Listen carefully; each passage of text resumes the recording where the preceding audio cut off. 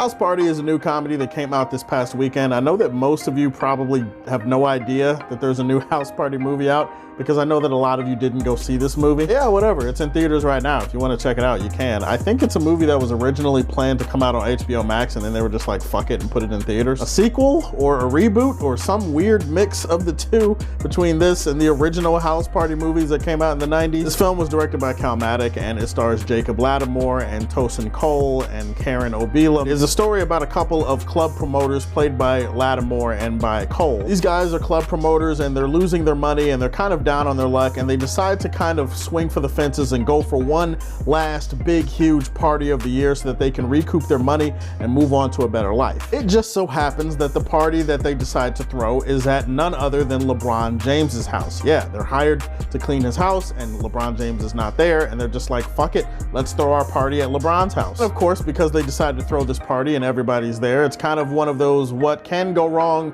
will go wrong type of scenarios, so you already kind of know how that's gonna go. Nothing would please me more than to shit all over this movie and to just skip past the positives, but I have a brand I have to protect at this point. Anybody who is tuning into this video knows how I like to operate. You know that no matter how shitty a movie is, or no matter how much I didn't like a movie, I always have to try to be fair and look at the movie and say, what did it do right? Is there anything that I liked? There was not a lot to like, but I did find a couple of things, so we're gonna stick to the positives for a second. First of all, I do like the casting for this movie. I like Jacob Latimore. I think he's talented. Tosin Cole, I like their dynamic as friends in this movie. I like their friendship, and they both flash enough charisma and likability for you to feel invested somewhat in them as protagonists. Karen Obila also plays a character in this movie named Venus. She's kind of like a friend, but she's also like a kind of a romantic interest to the main character. She was actually kind of the best character in the movie. She's not actually given as much to do as them, obviously, but she was kind of cool, and she's fine as hell, and I just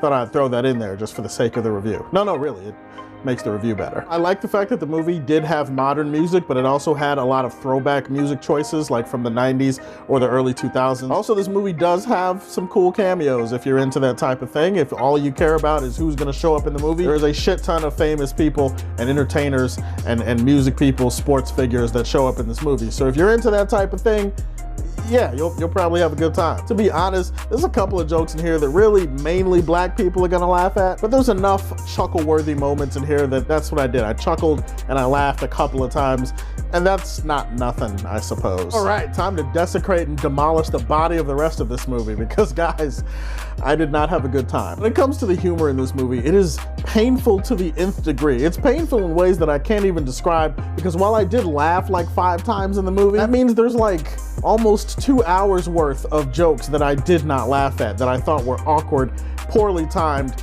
poorly framed, and overall just poorly written. You guys ever seen a basketball player go 2 for 12 from the field or 5 for 15 from the field? You don't have a good batting average here.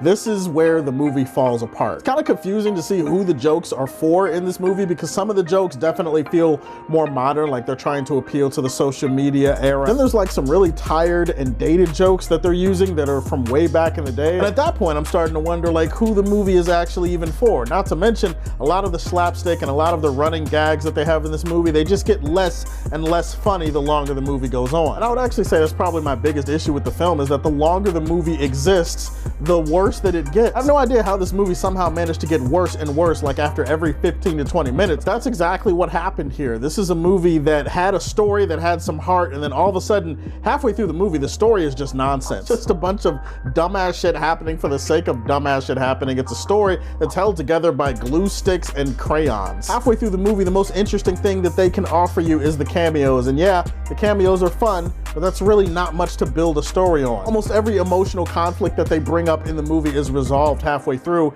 and it was just very clear when you get to the third act that they had no idea how they wanted to end this movie. What we actually got was a movie dragging its feet to the finish line, where I'm just like, oh my God, just end. You guys remember Night and Day, that movie with Tom Cruise and Cameron Diaz? Remember when Tom Cruise is fighting the assassin on the train and the dude is on the floor is just like, oh my God, just die.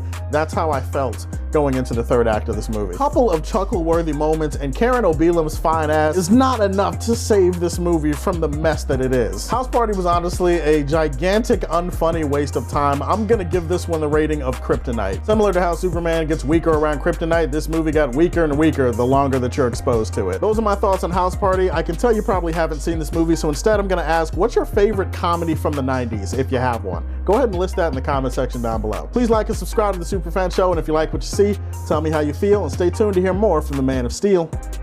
Peace.